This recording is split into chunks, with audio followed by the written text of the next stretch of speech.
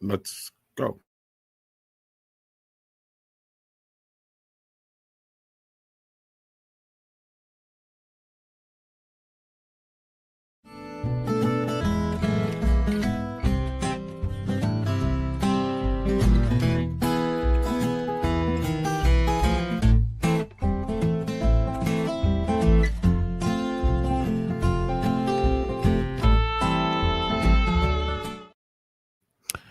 Hello, welcome to Badger Beer Report, the brewery report for 4/22/25. And I am here with our go-to brewery guy, Joel Geyer. What's up, Joel? We're here after only like 2 weeks. That's Again. because you feel we have to talk about some things. So what's going on in the world of Wisconsin breweries? Well, as we basically kind of the same intro, only it's even more so on the positive news side of things because we don't have any closures to speak of on this update. And we have several more openings that, including a couple that literally were announced or came to our eyesight, I guess you could say, shortly after we recorded. What I forget, about 2 weeks ago, I guess. It always happens that way. Yeah, I know. So we have a lot of news to cover, and I feel like for the most part, it's all positive news. We also have an update on. I was able to visit one of the newer locations here in the state, Voodoo, and so we'll be discussing them at the tail end.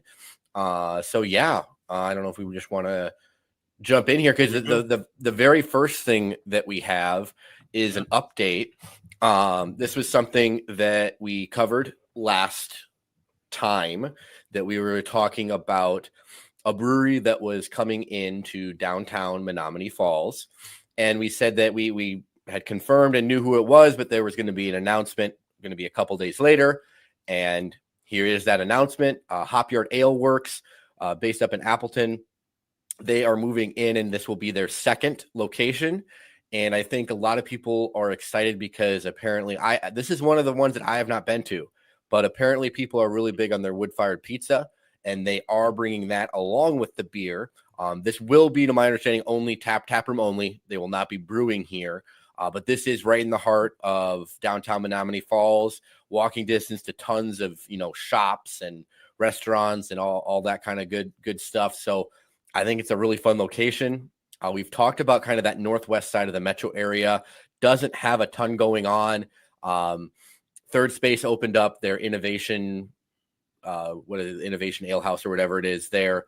But it's kind of right on the cusp of Menominee Falls. It's not like in the heart of Menominee Falls at all. So this will kind of be that first true like taproom brewery there, right there in downtown Menominee Falls. So I know that they have not released a date yet, an expected date for this. But it just said later this year. Hopefully that remains true. Maybe I don't know if it'd be this fall. I guess I don't know how much work they have to do on the interior to get it to where they want it to be. But yeah, we'll see. I mean, I'm excited for this one because this is another one that I'll be able to get to pretty easily. And a brewery that, while I was familiar with the name, I have not had any of their beer before. And this will make it much easier for me to make the, 15-ish minutes drive here than to drive all the way up to Appleton. So this will be on my agenda as soon as they open their doors. Location is key here, in my opinion. Yes. What's next, Joe? So the next one is, speaking of Appleton, we have big news because this is a True Blue opening happening up in Appleton, Vault 202 Brewery and Tap Room. The name is kind of a giveaway here. It is going to be inside an old bank. You can see, there's some posts and whatnot. They're basically, we don't have a ton of information to go off of yet. It says opening summer of 2025, but besides that, not a ton to go off of. It says, there's going to be food there, pizza, wings, etc. Brewing the beer there on site. We'll see. I'm hoping that we get a little more firm details. They've posted some pictures of the inside that looks like, they're still very much building it out.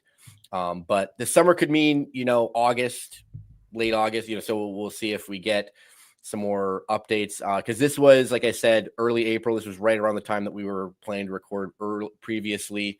And yeah, I'm just hoping that we get a few more I've been watching this Facebook page pretty closely, and there hasn't been a whole lot of action, but my guess is that once we get a little bit closer and they have more information to truly share with the public, they'll be moving that way.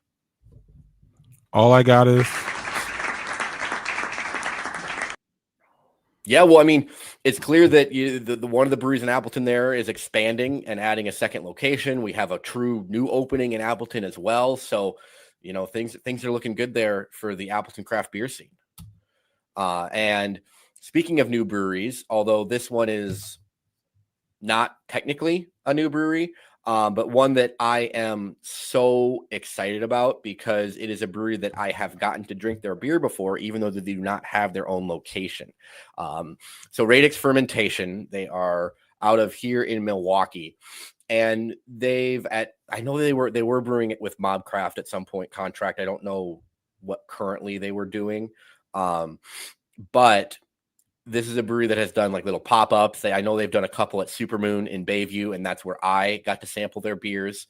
And at that time, it's been, over a year and a half. It's been a long time since I went to that first one that I talked to them, and they told me at that, they were like, yeah, like we would love to get our own location, specifically in Cudahy. And they were thinking that they had been looking at places. And so I was like, oh, like, that'd be pretty cool. Maybe down the road here pretty soon, we're going to get to see them.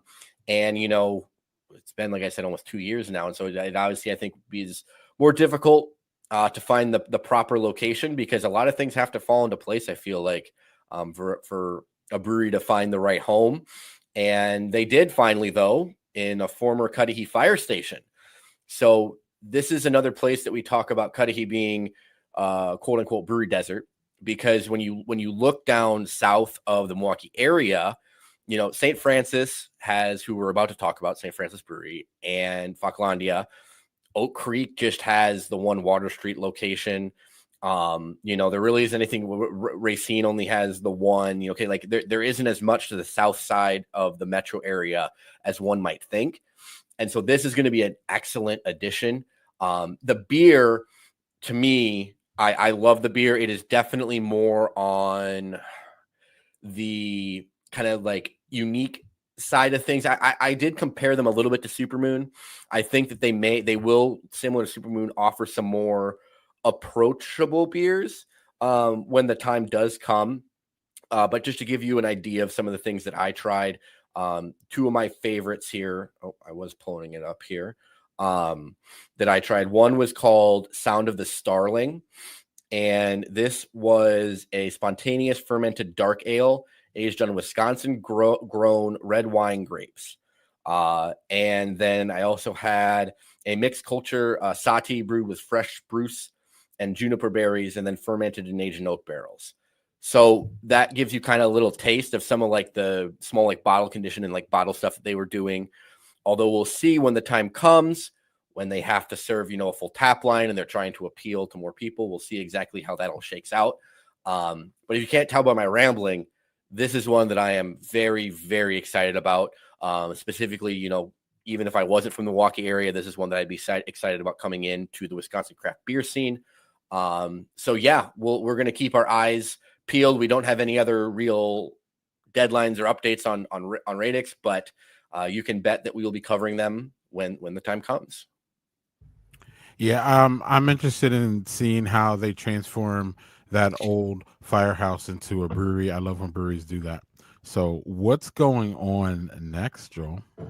Speaking of St. Francis, I just said that we were going to be talking about them. St. Francis Brewery just had their grand opening on the 14th, and very, very cool, because this is one of those breweries that shut down. I forget exactly when that was, but we covered it. And this is new ownership coming in. And if you are watching the video live, you can see the new logo, it's new branding. So I admittedly only went there once, as it's on the opposite side of the metro area for me. It always felt more restaurant than brewery. We'll see if that continues. I did know a couple people that went to this grand opening. Unfortunately, because of some issue with, like there's obviously like licensing that are always happening. They are not serving their own beer quite yet. I haven't seen that they are. So we will see. Hopefully that happens very soon because I know they are planning on it. I can't remember his name, but the old brewer from Enlightened is brewing there. Mm-hmm. So I know we were talking about this in our group with Chris and Landon about whether or not, we were going to see similar beers as what they were before. I know that they were named after the 10 Deadly Sins, kind of playing into the whole St. Francis religious theme. The Hefeweizen, I remember Chris commented, was very good. But we'll see. I don't have a lot of information otherwise. I am planning on waiting until I kind of have confirmation on when they are going to be serving their own beer before I make my trip down there. But once I do, I will be sure to post about it on all the Badger Beer Report socials and share my experiences there. So I'm very excited to see this one coming back to life and kind of a new a rebirth almost, like we say. So I wish them the best of luck down there. Yeah, the menu looks great, and if everything follows through with the brewery, the beer is going to be good. St. Francis is going to be want to be on y'all's radar at some point, in my opinion. Yes. We will verify that once it happens, but yeah, I think it's going to be one of those. I think it's going to be one of those approachable breweries where you could take your family, or you could even have a nice brunch there. So 100%. We'll check that out, Joel. Yeah. What's going on next, Joel? So this is one. This one kind of threw us for a loop. Kind of came out of nowhere just a couple days ago, and Angry Minnow Brewing, which is up north. I'm Hartford? Hayward. Yes, Hayward. Oh, Hayward. So they posted on Facebook, the long overdue wait. The boards have come off. Still a lot to do before next month, but this project is becoming a reality.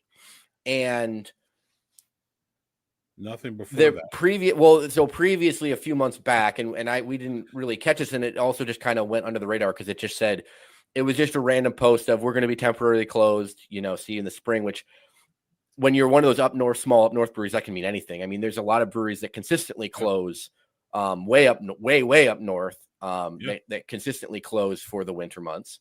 But we were like, oh, were they like renovating their place? But if you look at the pictures online, this building is not the same building where they previously have been.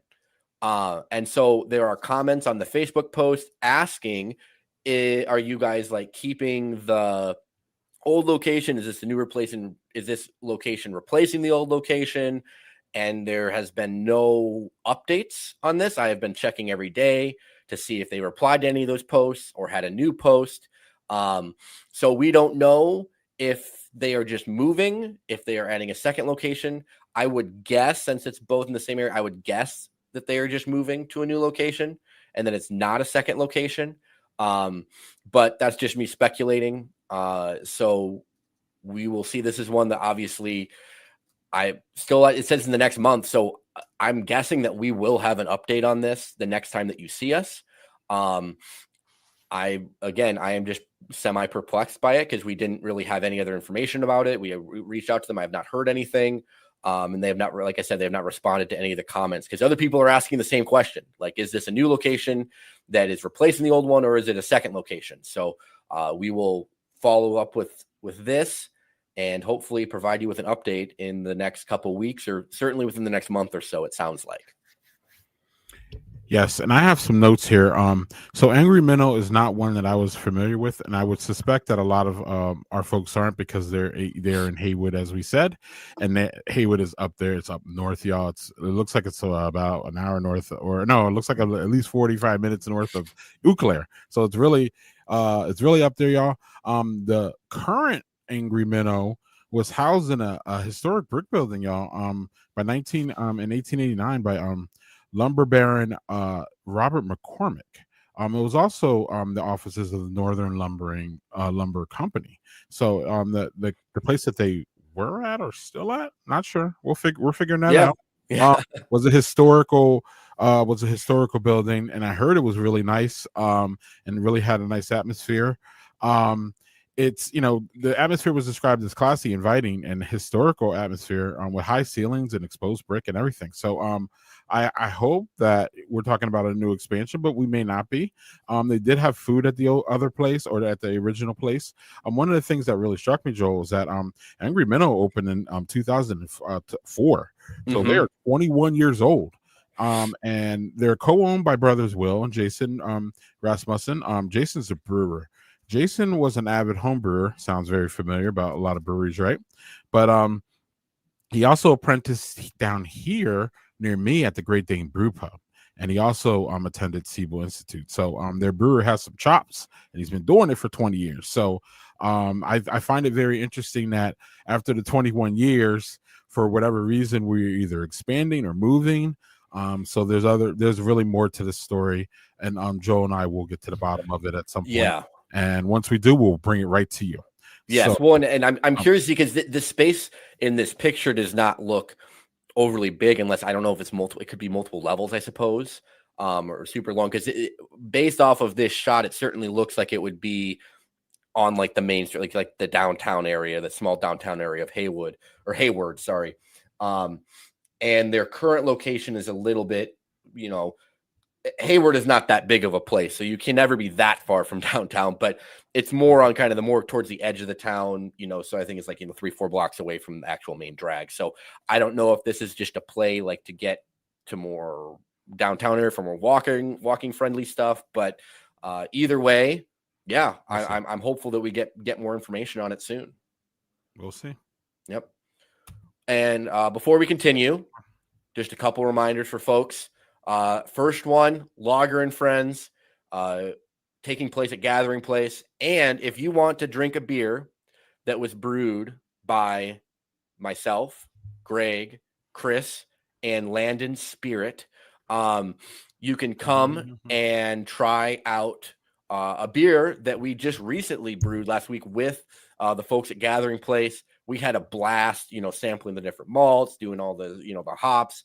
And we did help, we helped, we did what we were told. And Lager and Friends, for those unfamiliar, it's the huge lager festival that takes place now every year. What year is this again, Greg? Do you remember? I can't remember. The 6th year. 6th year. And this is taking place on Vienna Avenue, right in front of the brewery. I believe it's like 40 plus breweries from around the region are going to be bringing up some delicious, delicious lagers.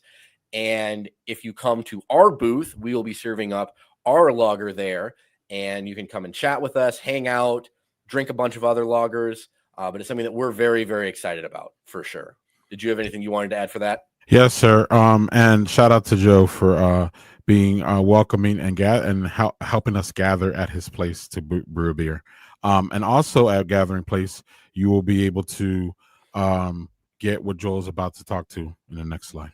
Yes. Well, and before I move forward, though, I do want to shout out because I'm actually drinking a beer from Gathering Place. It was their small batch release that you and I both thoroughly enjoyed when we got to sample it there. The Pastel Prairie. Oh, my camera's being all weird. Maybe it's because I'm not in front of it there. Pastel Prairie, a Belgian table beer, a lovely little 4.6%. Just beautiful, light. Got the nice light, like geesy kind of breadiness to it. But I could just sit here and drink multiple of these if I really wanted to. It's a really, really well done beer. As hopefully our beer will be come time. And as Greg said, my book, Flights Across America, will be available for purchase at Lager and Friends. I'm very grateful for Joe and the Gathering Place folks for letting me bring my book there. For those that maybe are not familiar, I wrote about my experiences traveling to almost 1,400 breweries across all 50 states. I mentioned over 1,000 breweries in the book. It's broken down into kind of part how-to guide, part travel guide, and part memoir, discussing the craft brewery scenes in pretty much every major and minor city around the country. Lots of color photos. There's also kind of the whole front section is kind of, look at Greg's got his signed copy right there. Yeah, the whole first press section is kind of describing how I went about visiting breweries, planning my vacations, what I looked for when I visited a brewery, questions I would ask when I would visit a brewery, all that kind of good stuff. So yeah, and this is also a good thing if you ever wonder, when people always ask me for my favorites from different places and favorite breweries and favorite beers, this book is the closest you're going to get to an answer like that. So yeah, stop by, and even if you don't buy a copy, I'm happy to talk about it with you. And get to share those experiences. That was the main point of getting to write this book. And so, Amen to that. yes, Oh, and amen to this. yes. So we have an update on a project that was announced a while ago, like quite a while ago. Foxtown Brewing out of Mequon it has been working for a while on putting together a large riverfront tap room right in downtown Milwaukee. That was also paired up with a large dog park. They are big on the whole. I believe a lot of their money came from. They were part of owned like a dog food company or something like that. And so this dog food park or this dog park was going to be kind of part of this whole little. I don't think campus is the right word, but it was going to be all part of the same area. And we got a lot of radio silence on this project for a long time after it was initially kind of announced.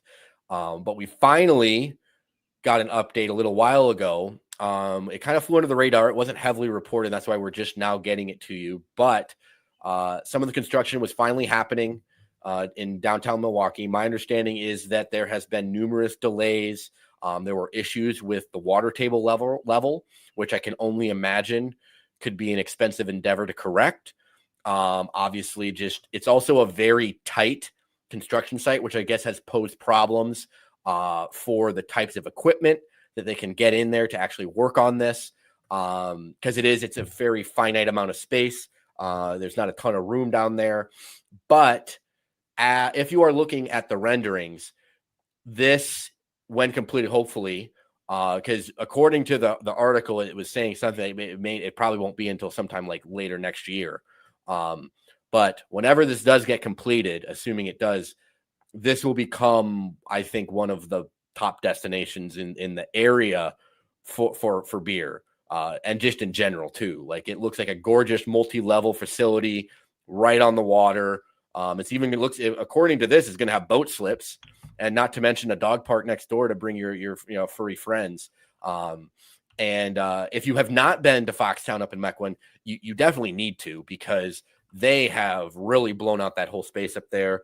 It's an old brewery. There's logger caves underneath that you can tour. You can even do a dinner in the beer caves, which is really cool. It's a gorgeous tap room.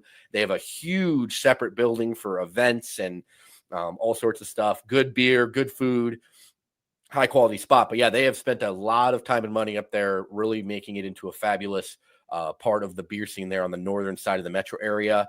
And I really, really hope that they are able to find success with putting this project together, because I think it truly could be something special. So a little bit more about what Joel was saying. The building that Foxtown is in currently is the Opitz Zimmerman Brewery, established in 1857 by German immigrants.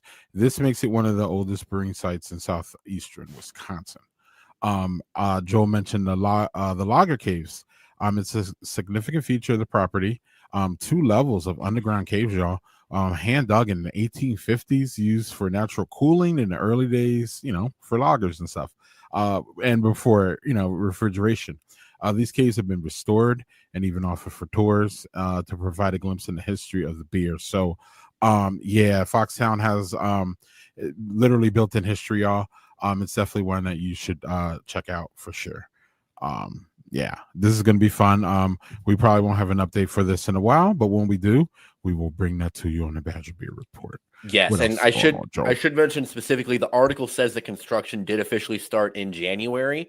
So that was kind of the main update, and just that there was issues with the whole water table and some of the other factors. But hopefully we have more updates for you. But my guess is, based on the time that they're reporting it, it will not be as quick as some of the other things that we were discussing earlier. We do have another update here, just a quick one. Brewfinity, who we have discussed a couple different times, that they are opening up their second location in Pewaukee, right there, kind of downtown, like near the lakefront. So looks like, floors out, electrical work is in. The space is coming together. If you are looking at the screen right now, you can see there on the bottom, they are now listing jobs for that they're looking to hire folks to come in and work in this location. So hopefully we're starting to inch closer to this. We'll look forward to reporting hands on, I was going to say feet on the ground once this is open, because it's certainly within an easy drive for me. So we will do that once it is open. But yeah, second location, another one. Like I said, there's been a number of those kind of smaller-ish to mid-sized breweries that are opening up these second locations now here in this part of the state. Yep. And next we have a installed brewery, or someone installing the brewery. Yes. Again, so the next up, yeah, this is another one that we've mentioned a couple times. This is Hartford. Yes, I got Hartford and Haywood mixed up. So yep. Hartford. So this is they're in Hartford. Yep. Brewed Omen. We touched on them when they were first announcing that they were going to be putting in their own brewery, because for a long time they've just been, like a beer bar tasting room. But which I think is really fun, by the way, they have been tracking the number of days since a brewery was last brewing beer in Hartford. And they posted about this on this day 88 years ago. The family agreed to bankruptcy of their brewery. And then they posted this update. I forget what day this was, a few days back, that they had just brought in some of the initial kind of equipment, floors, walls, and they also brought in the first equipment. So the walk-in cooler, they're starting to get the ball rolling there. I forget. I believe they said they were hoping to start brewing and getting stuff closer in like May. I always take that with a grain of salt, and I'll be surprised if it's that quick, but we'll see. But yeah, another addition to kind of the greater. This is a little bit further out from Milwaukee, but if you're in the Milwaukee area, they're certainly within a short enough drive to go check them out when the time comes, if you have not already been there for the beer bar. But yeah, watching this one very closely, because they've been one of the ones that has been more consistent with posting construction updates along with photos of their progress. Which is cool, because again, this is one that they already have an established bar and everything. This is simply them putting in the necessary equipment for them to be able to brew. Head over to their website and sign up for their newsletter if y'all want more information. But until then, we're going to go to one of our rebrandings. Yes. And this is Last Ditch Brew Pub. So if you guys remember, we have talked about them a couple times. This is the old R Noggin location that changed hands and went through a time period where they were planning on opening April 1st, and then it got pushed back a couple different times. And of course, right after I think we did our last show, was it the 14th or something? And of course, right after that, they announced that their opening day was going to be April 16th. And so they freshly knew, I guess it's now been, the 22nd. So less than a week, that it'll be a week tomorrow. If you are curious about, the space is fairly similar, I feel like, to what it was when it was R Noggin. But if you're curious to how it looks, they have kind of a little video walkthrough, which is, you can see a screenshot of, that shows the whole tap room, the little upper balcony area with additional seating, all that kind of good stuff. Barbecue. Again, they got a lot of beers. They added a couple tap lines from what was there when it was R Noggin. So I'm not sure when I'll get down there. I hopefully will at some point, because again, it's right along the freeway there, to kind of report on both the similarities and the differences from when it was R Noggin. But yeah, wishing them all the best now that they are finally officially open. Yep. And one note, y'all, is that they have applied for their liquor license, so they will be trying to serve liquor or cocktails, or put maybe even THC drinks there. So keep an eye out for that one. But until then, they will be serving their Last Ditch beers, and apparently some R Noggin beers. And once we get a report, we will get it over to you. But now we're going to go move to another rebranding story here. Yes. And this is kind of a twofer. So the Explorium Brew Pub, we covered pretty extensively when they purchased Good City and all of the Good City locations. I believe we already discussed when they closed down the smaller tap room up in Mequon at the little Mequon marketplace. And they just changed over the original Good Finder location on the east side to Wayfinder, which we were kind of unsure on exactly what that meant. Was it going to be, because it is certainly, it's a different brand. It's not an Explorium brand, not a Good City brand, but it's not like a separate brewery to our, like they're not brewing Wayfinder beers now or have a separate license or anything. And in fact, looking at the beer list, it's a perfect 50-50 split between Explorium beers and Good City beers.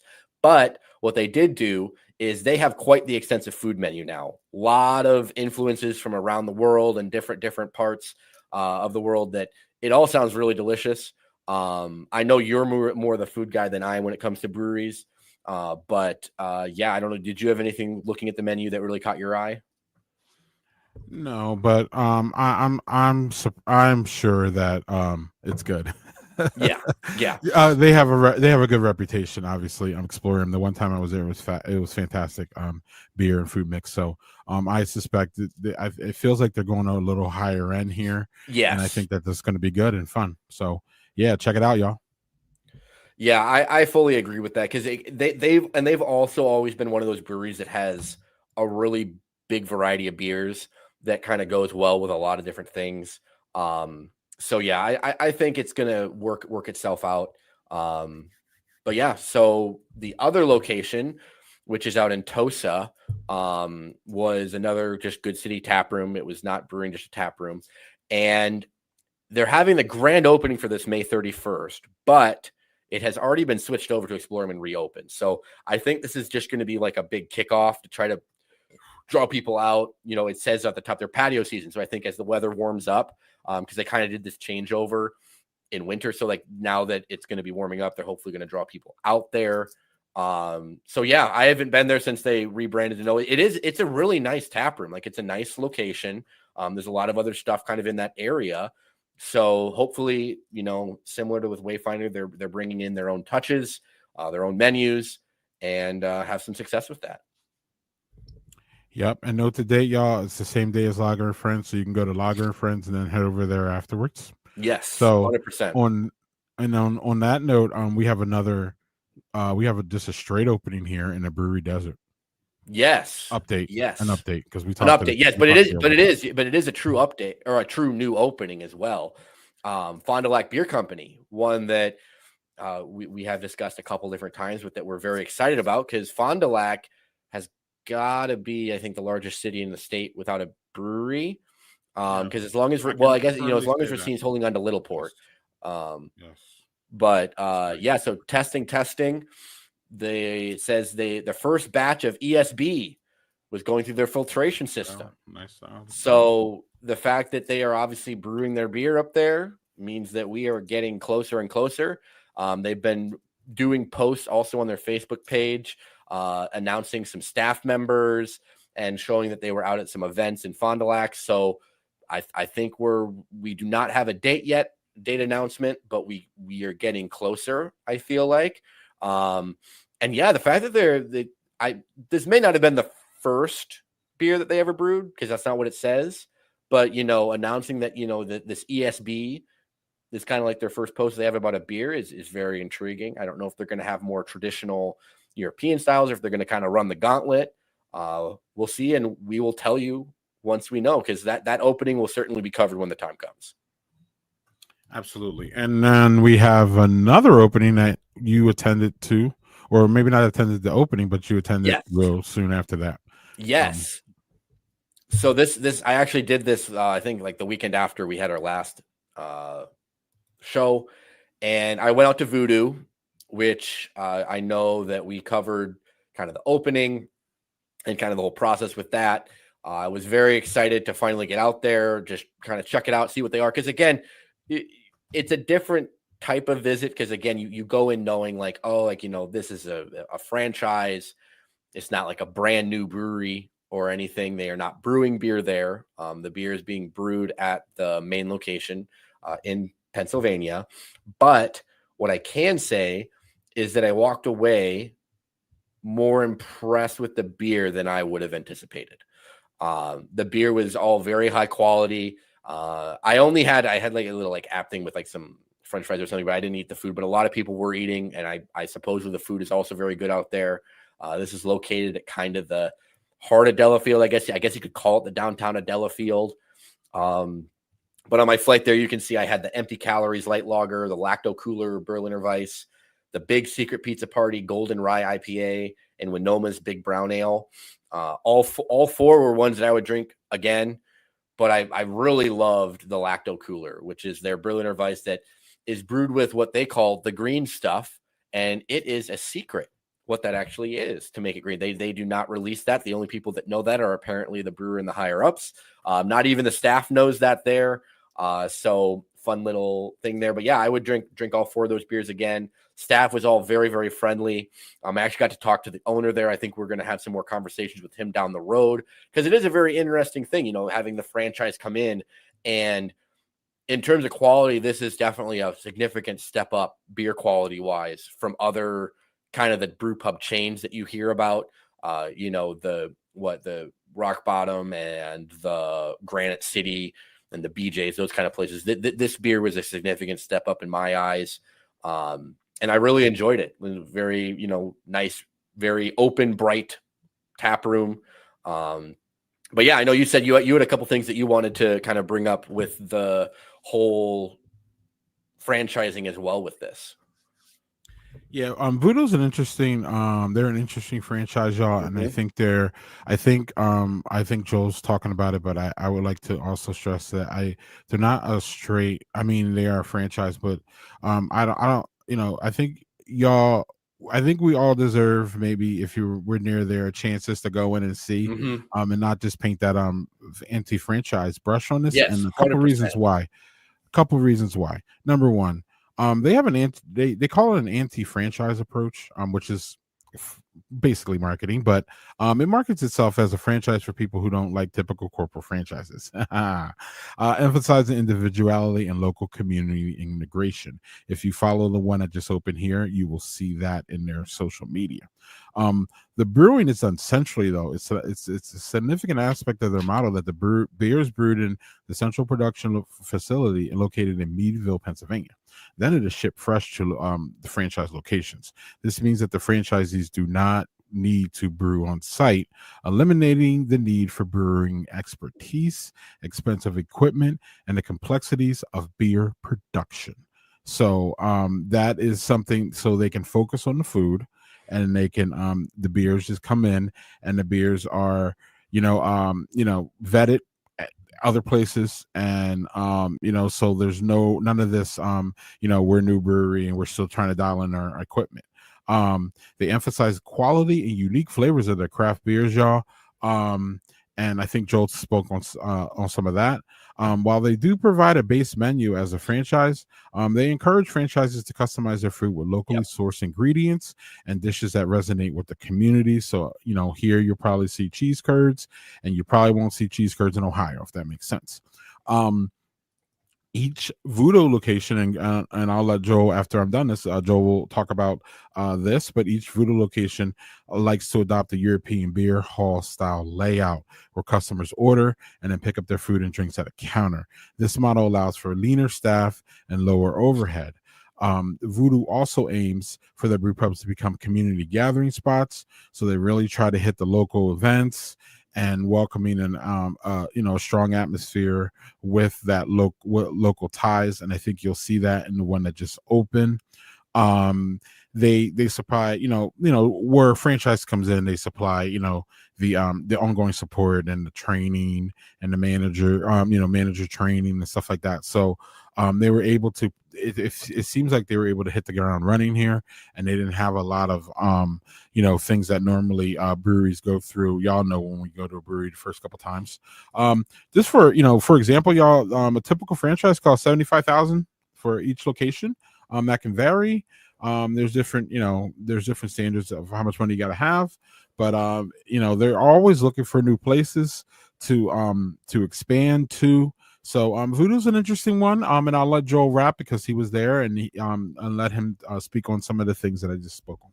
Yeah, I mean, and it is a very interesting type of thing. Well, because when I talked with Brian, the owner, who I think at some point we may have a conversation with, and we may end up going out there and doing something with him because he was interested in Badger Beer Report. Was that he actually told me, he's like, I wasn't looking for a brewery. Like he was looking for some type of franchise to bring into this building, the grain or granary building, whatever it is, there. It's new build there in Delafield. And he just felt that Voodoo was such a good fit and that they had high quality stuff. And that he said he just felt that the company really did a good job with their franchises in both providing like a good solid base while also giving them the freedom to kind of dictate food, and also with beer too. Like he's ordered, like he can pick and choose some of the beers that they do. They also had guest taps on from some other like local stuff. So it is, like I said, a good, I would say it's a good stop. Just go check it out if you're in that area, if you're in Lake Country, which is how they actually brand it. It's Voodoo Lake Country is what they, if you can see the logo there. So yeah, I think it's a nice little addition to that area because Delafield really just they have the Delafield Brew House and a Water Street location. So I think this is a cool one. And again, this is the only one that's kind of, again, in that downtown walkable area. And now, y'all, we have things that we're keeping an eye on. We may not actually have notes, but we're keeping Yes. an eye on these for y'all coming up. Yes. So Mobcraft going through their transition, and Bull Falls also, with both of them transitioning to being open. Hop Garden, we have not heard any more news yet on the recently announced third location. Still looking to hear more from Boulder Junction on their timeline. And I can let you kind of touch on Gravity Box, because Gravity Box again touched. They have their announcement on their location in the Dells, but you just stopped in for the first time to Gravity Box. Just Yeah, 2 days, a couple days ago. Yeah, it was Monday. And I would say that it's right off of the interstate 94 in Boston, y'all. I would say that it's worth a stop if you need a little refreshment. They have pizzas, they have homemade pizzas in there, and another little bit of a full menu they're working on. But they really have a nice set of beers that I tasted. I enjoyed pretty much every one I had. I mean, and even the Dunkel that I thought was a little not traditional, drank pretty well. And I was really surprised about this wonderful little gem. And I think that they're going to be a nice little fixture here up in the Wisconsin Dells once they get their thing going this summer. We will have an update when that happens. I wasn't able to get any more information out of that. I tried though. So Yeah. On that note, Joe, I don't think we have any besides Voodoo. I mean, where we look like numbers wise, buddy? Well, we had the St. Francis official opening. But yeah, otherwise we're waiting for the ones to officially open their doors, but we are currently sitting now at 264 overall. So that is 213 breweries, 33 additional tap rooms and locations, which is pretty straightforward. That's for a reminder for folks, that's where a brewery has a secondary location where they may or may not be brewing beer. We just reported on a couple announcements that fall into that category. Hop Yard would be one that is like that. And then other is kind of a category where we put breweries that they're brewing beer, they're serving their beer here, but they don't necessarily fit into the perfect model. Some of the places like with Pilot Project are like that. City out in La Crosse, there are just a handful of breweries that don't fall into a perfect traditional brewery category where it's like, oh, like I am going to this brewery. It's a standalone brewery with their own equipment and their own facility, and that's just where you're visiting. So that's where those numbers kind of come from. Maybe next time I'll be more prepared. I can pull up a couple more examples on the spreadsheet to talk people through a little bit and kind of describe how we get those numbers. But yeah, that is where we currently are at. Hopefully, like I said, the very first time we did this, we're like, oh, you may hear from us in a month or so, and we've now had 2 episodes since then, a little over a month. So the good news keeps flowing here in Wisconsin with the number of openings and expansions and construction projects. And now I guess we can hit the reset button until we see each other next time and have more news to share. Hopefully the positive news trend continues, which we're going to have more positive updates for sure with all these openings that are going to be coming to fruition here in the rest of the year. Amen to that. And until then, you can catch us at badgerbeerreport.com. You can catch us on Facebook, uh, a little bit on X, mostly on Facebook, Threads, Instagram, and our personal pages. Joel at Brewery Travels, and me at daddyporter.com. We got Chris Strasner on the things that he's on. Yeah. So Joel, take us out with your the thing that you love to say at the end. Yeah. Well, and before I do that, I will remind folks too, like, if you are wanting more updates on like I know we're going to be covering some more of the events and things, but if you follow us on social media, in particular like Instagram and Facebook, and like the stories feature in both those places, we're constantly posting about events going on at breweries and beer releases, all that kind of good stuff. But yeah, as always, whether it's where you're living or where you're visiting, be sure to drink local everywhere. Cheers, everybody.